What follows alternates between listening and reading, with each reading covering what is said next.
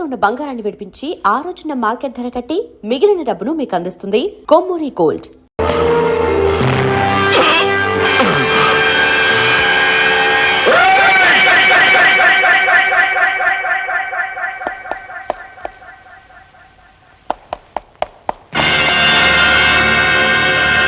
మీరు నా మీదకు ఉసిగొలిపిన ఊర కుక్క మొహం మీద నీళ్లు చల్లి బతికించుకోండి.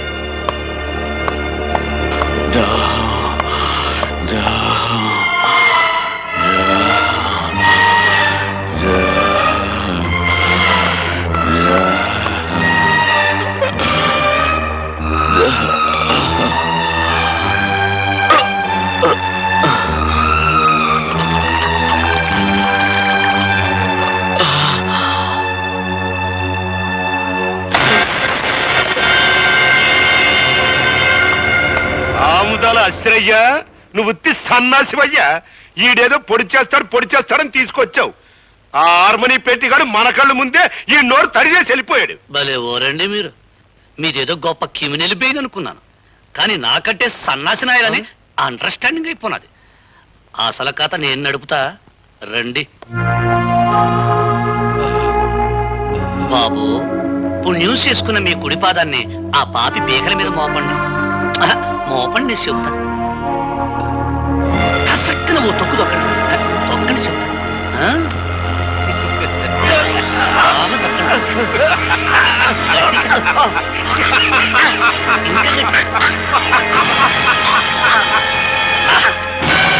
నెసట కార్యక్రమం ఏంటంటే ఈ మడ్ర ఆ హార్మోనియం పెట్టిగడి మీద బనాయించడమే. నువ్వు ఇండియాలో ఉండాల్సి కాదయ్యా. నేను అత్త పోలీస్ కుట్లు వేసుకోవడానికి టైం అయిపోయినా. దన్నాల నెసయ్య గారు, నా గుర్రబండ్లా మీ జీపు కూడా పని పాటలేదేటండి? ఇవాళ రాత్రి శుభ్వ అంటూ మా అబ్బాయికి శోభనం చేసుకుంటుంటే పిల్లెదురొచ్చినట్టు తమరొచ్చారేటండి? ఫస్ట్ నైట్ చేసుకున్నా సరే, లాస్ట్ నైట్ చేసుకున్నా సరే, ఆ హార్మోనియం పెట్టిగానే ఒక లుక్ ఇస్తే లక్ అయిపోతాడు. ఇదిగో English madam, today no English talking. First time no English talking. ఒక అడుగు డౌన్ వెనక్కి వెళ్ళాను, ఇప్పుడు నో డౌన్, వెరీ స్ట్రాంగ్. ఇదిగో అరెస్ట్ వారెంట్, పిలువ హార్మోనియం పెట్టికండి. ఏంటమ్మా గొడవ? ఏం జరిగింది? నేను చెబుతా. దుర్మార్గుడైన మీ అబ్బాయి పాపం పుణ్యం తెలియని పులిరాజు అనే వ్యక్తిని చంపి ఈ ఊరంతటికి సన్మార్గుడైన సూర్యచంద్రరావు ఇంట్లో పడేశాడు. కాబట్టి హంతకుడైన మీ సుపుత్రుని అరెస్ట్ చేయడానికి వారెంట్తో సహా వచ్చా. ఇన్స్పెక్టర్, నేనెవరిని హత్య చేయలేదు. అనవసరంగా నా మీదకి వచ్చిన రౌడీని చావగొట్టి వాడిని ఎవరైతే నా మీద ఉసుగొల్పారో వాళ్ళింటికే వెళ్ళి వాళ్లకు కానుకగా ఇచ్చొచ్చాను. ఆ రౌడీ చనిపోయాడు అంటే వాడిని మీరే హత్య చేస్తున్నారు. ఇవి ఉక్కు పిడుగులు. మీ కుట్రల్ని కుతంత్రాల్ని ఛేదించి మీ పాతకాలకి ఘాతకాలకి సమాధి కట్టకపోతే నేను గోపినే కాను. రా, అరెస్ట్ చెయ్యి.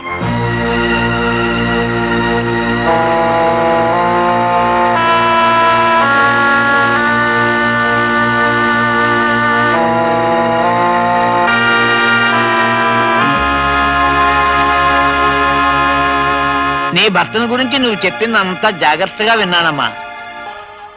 ఈ హత్య కేసులోంచి బయటపడాలి అని చెప్పేసంటే మీ తండ్రి సూర్యచంద్రరావు గాని ఎస్ఐ అసరే గాని ఈ హత్య మేమే చేసేయమని చెప్పేసి వాళ్ళ నోటితో వాళ్ళకే చెప్పించి తీరాలి, అంతే. చూడమ్మా, నువ్వు చాలా ఇంటెలిజెంట్లే కనపడుతున్నావు. వాళ్లే మర్డరర్స్ అని ఎలాగో అర్థమైంది కదా. అంచేత నువ్వు చిన్న ప్లాన్ వేసి వాళ్ళ చేత ఈ హంతకులను తామేనని ఒక్క ముక్క నిజం చెప్పించు. ఆ తర్వాత కోర్టులో నేను దుమ్ము దులిపేస్తాను.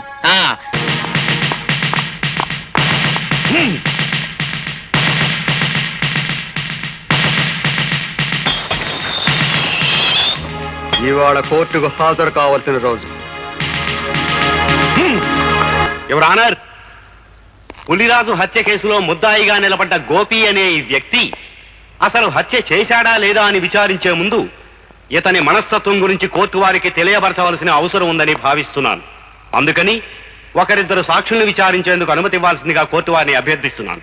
Permission granted. జగన్నాథం మేస్టారు, జగన్నాథం మేస్టారు. నమస్తే సార్. జగన్నాథ మాస్టారు, ఒకప్పుడు మీరు పెన్షన్ కోసం నిరాహార దీక్ష చేస్తుంటే పోలీసులు మిమ్మల్ని స్టేషన్ తీసుకెళ్లారు. అవును. ఇన్స్పెక్టర్ మీ మీద చేయి చేసుకోవడం చూసి ఆ సమయంలో కానిస్టేబుల్ ఉద్యోగంలో ఉన్న మీ శిష్యుడు ఏం చేశాడో చెప్తారా?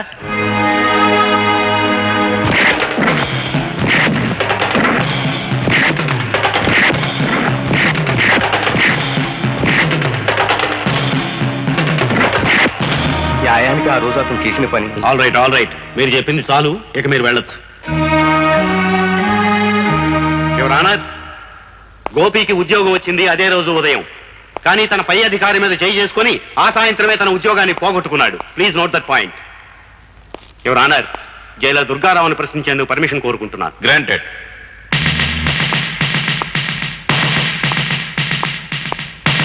జైలర్ గారు, ముద్దాయి గోపి మిమ్మల్ని కొట్టాడు, అవునా?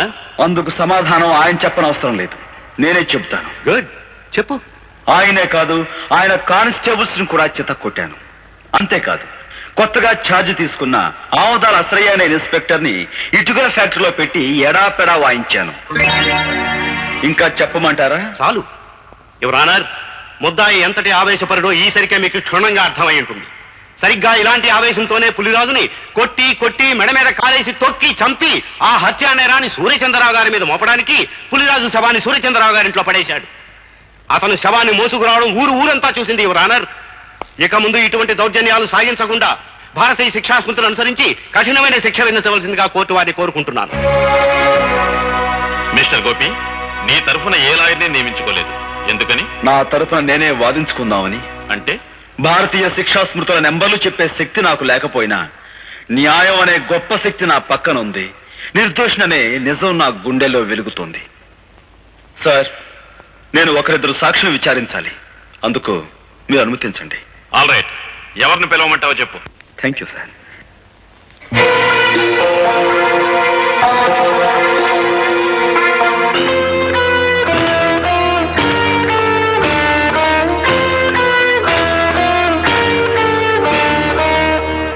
నువ్వేం ప్రశ్నించదలుచుకున్నావో ప్రశ్నించు. చూడండి సూర్యచంద్రరావు గారు, నేను ఆవేశపరునని తెలిసి మీ కూతుర్ని నాకెందుకు ఇచ్చారు? రామ రామ, నేను నీకు పిల్లనివ్వటం ఏంటయ్యా? ఊరంతా సోత్తండంగా నువ్వే దౌర్జన్యంగా నా కూతురు మెల్ల తాళి కట్టావు. ఆ సమయంలో ఊరంతా అక్కడికి రావాల్సిన అవసరం ఏమొచ్చింది? అవసరమే వచ్చిందా? నీకు బాగా బడితి పూజ చేయిద్దామని మేమే వాళ్ళు అక్కడికి రప్పించాం. Correct sir. అయ్య బాబు జడ్జి గారు, నా మీద ఏదో ఒకటి రాసేసుకోకండి. ఊరన్నాక కచ్చలు కార్పణ్యాలు విరోధాలు ఉండటం సహజం. అట్టయ్యా అతనికి నాకు విరోధం ఉంది, తప్ప అండి? థ్యాంక్స్ సూర్యచంద్రరావు గారు, నాకు మీకు విరోధం ఉందన్న సంగతి స్వయంగా మీరే అంగీకరించారు. ఇక మీరు వెళ్ళొచ్చు.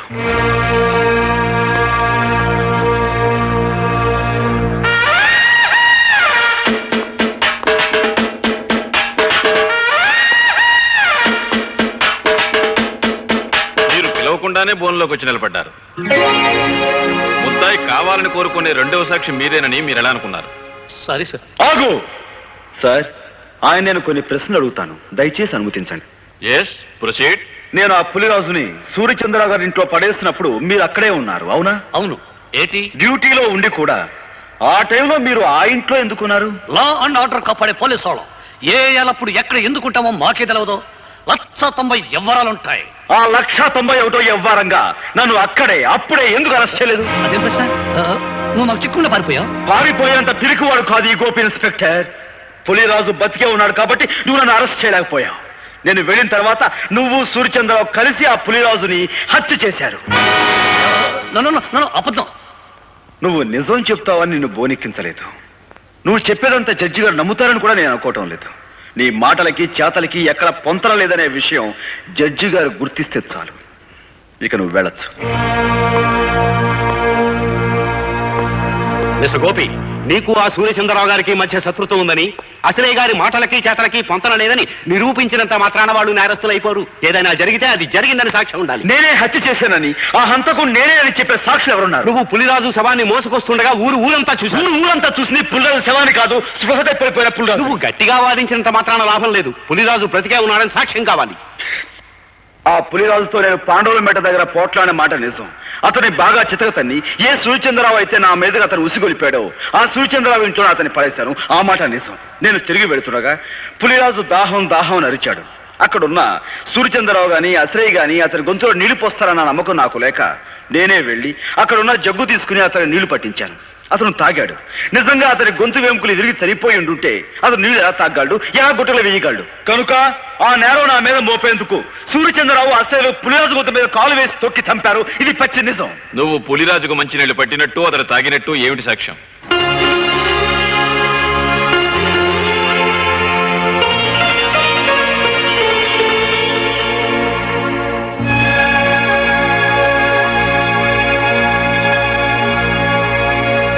నువ్వు చెప్పేదానికి సాక్ష్యం ఏదైనా ఉంటే చెప్పు. ఆ ప్రత్యక్ష సాక్షి ప్రస్తుతం ఇక్కడ లేరు. దయచేసి మీరు నాకు 2 రోజులు గడువు ఇవ్వండి. ఈ 2 రోజుల్లో నేను సాక్షిని ప్రవేశపెట్టలేకపోతే ఆ పులిరాజును నేను చంపినట్లుగానే భావించి మీరు ఏ శిక్ష విధించినా సరే మీ ఇష్టం.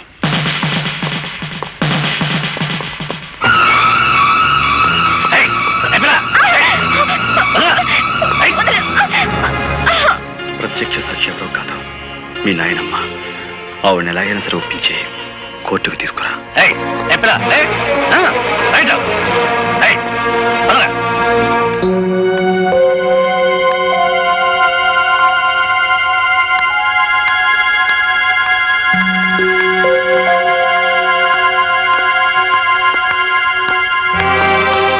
ఎవరమ్మాయి నువ్వు? గోపి గారి భార్యని. ఈ ఇంట్లోకి అడుగు పెట్టడం అంటే మంగళసూత్రాన్ని తెంపుకోవడానికి సిద్ధపడ్డట్టే లెక్క. ఈ ఇంట్లో చాలా మంగళసూత్రాలు తెంచబడ్డాయని తెలుసు. ఆ కీడు నాకు తగలకూడదనే మంగళ గౌరి వ్రతం చేసుకుంటున్నాను. ఆ వ్రతానికి ముత్తైదువులు పిలవడానికి వచ్చాను. ముత్తైదువులా? నీ వ్రతానికి రాదగ్గ ముత్తైదువులు ఎవరు ఈ ఇంట్లో లేరే? ముత్తైదువుగా పసుపు కుంకాలకి దూరమైన, మమకారానికి మానవత్వానికి దూరం కాని పుణ్యాత్ములున్నారు. వాళ్ళు ముత్తైదుల కంటే గొప్పవాళ్ళు. నానమ్మ, ఇవాళ సాయంత్రం వ్రతం చేసుకుంటున్నాను. నువ్వు తప్పకుండా రావాలి.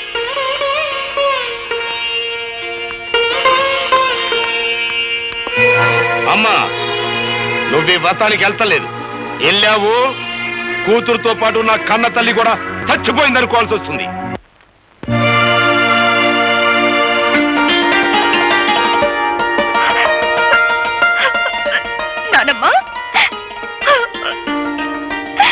వ్రతానికి ఊళ్ళో ఎవరిని పిలవలేదా అమ్మా? నువ్వొక్కదానివి దీవిస్తే ముక్కోటి దేవతలు దీవించినట్టవుతుందని నిన్ను తప్ప మరెవరిని పిలవలేదు నాన్నమ్మ. కంటికి కనపడిన గౌరీదేవి రాధమ్మను అనుగ్రహించినా అనుగ్రహించకపోయినా మీ గుండెల్లో పెట్టుకు పెంచిన మీ మనవరాల్ని మీరు దీవిస్తే చాలమ్మా. మా అమ్మగారు ఆశీర్వాదం తీసుకోమ్మా. నన్ను దీర్ఘ సుమంగళిగా ఆశీర్వదించు నానమ్మా. ఏమ్మా దీవించాలని సందేహిస్తున్నారు? మీ మనవరాలు పసుపు కుంకాలతో పచ్చగా ఉండటం మీకు ఇష్టం లేదమ్మా? నా మనసుకైతే ఆ కోరిక ఉంది, కానీ నా దీవెనకి ఆ శక్తి లేదు బాబు. నానమ్మా, ఎందుకు లేదమ్మా? మా గోపి ఆవేశంతో కట్టిన తాళిని రాధమ్మ అజ్ఞానంతో తీసివేయబోయినప్పుడు మీరు అడ్డుకుని ఆపారు. తెగిపోయిన అనుబంధాన్ని తిరిగి గుర్తు చేస్తూ విడిపోయిన కుటుంబాలని మళ్లీ కలపాలనే ఉద్దేశంతో మీ మనవరాల్ని మీ ఇంటి నుంచి మా ఇంటికి పంపారు. ఇంతటి మహత్కార్యం చేయగలిగిన మీకు మీరు నిలబెట్టిన తాళిని కాపాడే శక్తే మీకు లేదంటారా? తల్లి తండ్రి లేని గోపి అబ్బాయిని మీరు దిక్కు మొక్కు లేకుండా వదిలేయటం వల్ల ఆ కర్ణుడు అనుభవించినంత దౌర్భాగ్యాన్ని మా గోపి అబ్బాయి కూడా అనుభవిస్తున్నాడమ్మా. అవునమ్మా, మీ కొడుకు మీ అల్లుణ్ణి నిర్దాక్షిణ్యంగా చంపాడని మీకు తెలుసు. గోపికి రావాల్సిన ఆస్తిని కాజేశాడని మీకు తెలుసు. అయినా ఈ నిజాన్ని మీరు ప్రపంచానికి చెప్పలేకపోయారు. గోపి ప్రాణభయంతో పరిగెత్తుకుంటూ వచ్చి నా పంచన చేరాడు. వాడు నా దగ్గర ఉంటే వాడి జీవితానికి న్యాయం జరిపిస్తారనే ఆశతో కావాలని వాడి లాకెట్టు మీ దగ్గర తాకట్టు పెట్టాను. అయినా ఏనాడు వాడి యోగక్షేమాల గురించి మీరు విచారించలేదు, వాడిని చేరతీయలేదు. వాడు మాకు దేవుడిచ్చిన బిడ్డగానే భావించాం. వాడి ఆలనా పాలనా చూడడంలో మా ముగ్గురికి ఒక ఆనందం కనిపించింది. ఆ ఆనందంలోనే మాకు పెళ్లిళ్లు కావాలని, మాకు బిడ్డలుండాలనే మాటే మర్చిపోయి ఇన్నేళ్లు గడిపేశాం. ఇంకో నిజం కూడా మీకు చెప్పాలమ్మా. చిన్నప్పటి నుంచి గోపి అబ్బాయికి తనెవరో, తనకి జరిగిన అన్యాయం ఏంటో, తనకు రావలసిన ఆస్తిని ఎవరు అనుభవిస్తున్నారో అంతా తెలుసమ్మా. అయినా ఏనాడు వాటి గురించి ఆశపడలేదు, బాధపడలేదు. మరంత గొప్ప మనిషికి ఉత్తి పుణ్యానికి ఉరిశిచ్చపడితే మీ మనవరాలు విధవరాలైపోద్ది. అప్పుడే రాధమ్మ తల్లి పసుపు కుంకాలు ఎలా సరిపోయాలో తాళిబొట్టు ఎలా తెంచాలో బ్రహ్మచార్యత మాకు తెలియదమ్మా. ఆ తతంగం అంతా మీరే దగ్గరుండి జరిపించాలి. వీళ్ళ నుంచి మానవత్వాన్ని నేర్చుకున్న మనిషిగా రేపు నేను కోర్టులో చెప్పబోయే నిజమే ఈ మాంగళ్యాన్ని నిలబెడుతుందమ్మా.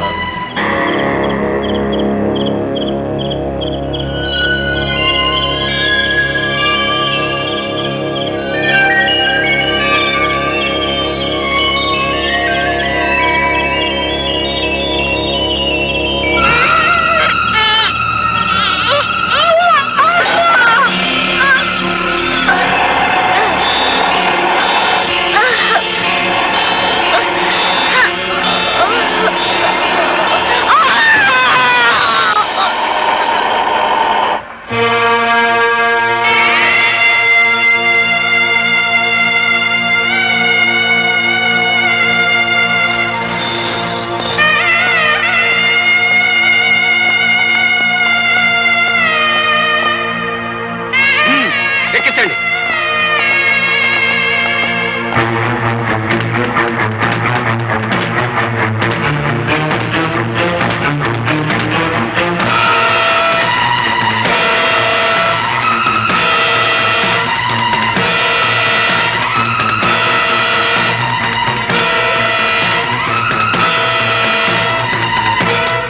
కదలా.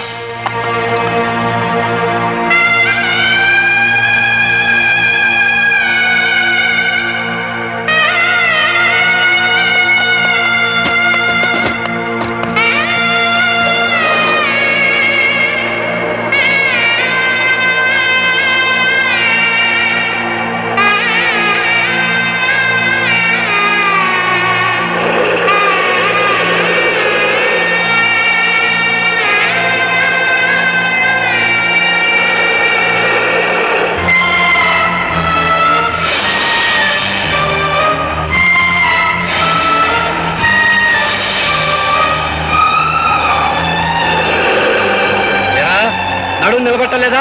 ముందుకు వెళ్ళిపోయావు. సరిగ్గా కూర్చో.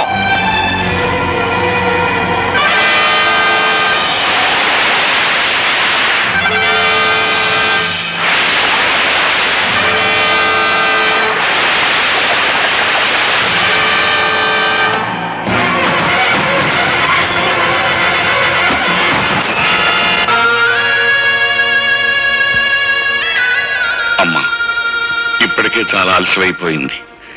మీ నాయనమ్మ గారిని నిజంగా నిండు మనసుతో ప్రేమించిన మనిషి నువ్వు. నీ చేతుల మీదుగానే ఈ పని కూడా పూర్తి చేయి. ఆయన తప్పకుండా వస్తారు. ఆ నమ్మకం నాకుందండి. ఆ నమ్మకం నీకుంటే చేతగాని వాళ్ళ చేతులు కట్టుకుని నా ఎదురుగా నిల్చోవటం దేనికి? వెంటనే మన బలగాన్ని తీసుకుని శ్మశానానికి వెళ్ళు. ఆ గోపిని పట్టుకో. Yes sir.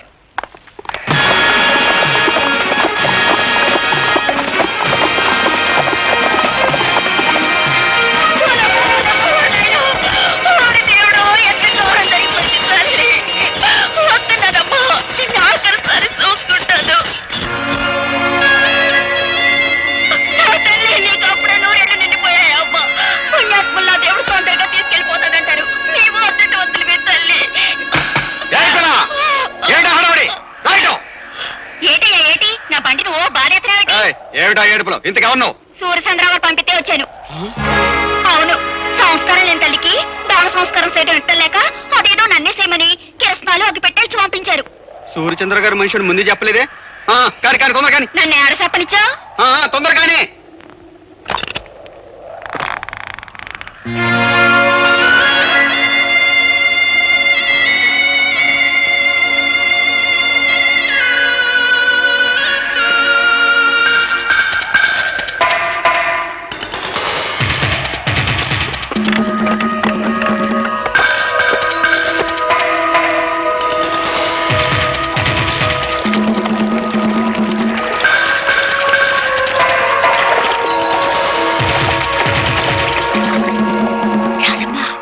గోపి బాబు ఆ బంట్లో ఉన్నాడు.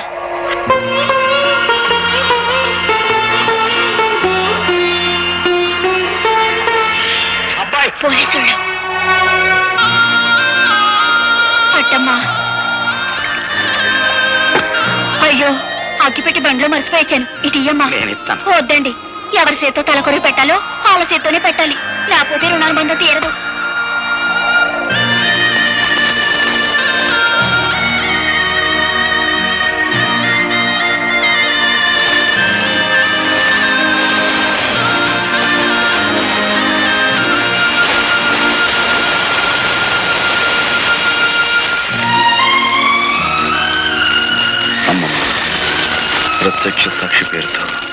నీ చావుకు నేను కారకునయ్యాను.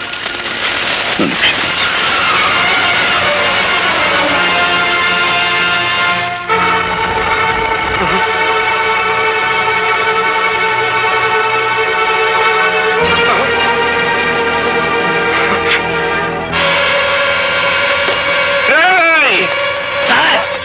నా ఇంటి చుట్టూ 100 పోలీసులు కాపలా ఉంచుతారని ఆ ఇన్స్పెక్టర్ అశ్రీ గారు చెప్పారా? ఎక్కడ తెచ్చాడు? ఈలోగా మమ్మల్ని ఏర్పాటు చేశారు కదా సార్, ఎవరైనా చంపాలో చెప్పండి. మా అమ్మకి అంత్యక్రియలు జరిపించేశాడంట. నాకు అంత్యక్రియలు జరపడానికి వచ్చేస్తున్నానని ఫోన్ చేశాడు రా గోపి గారు.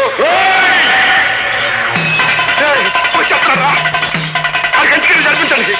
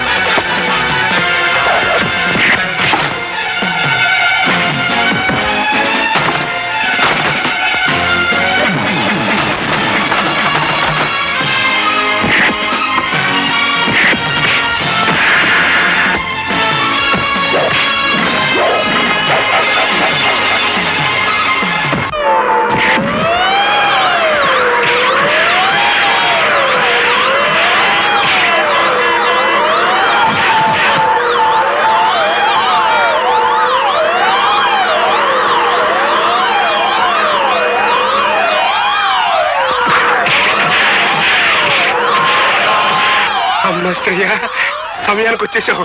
వస్తున్నా.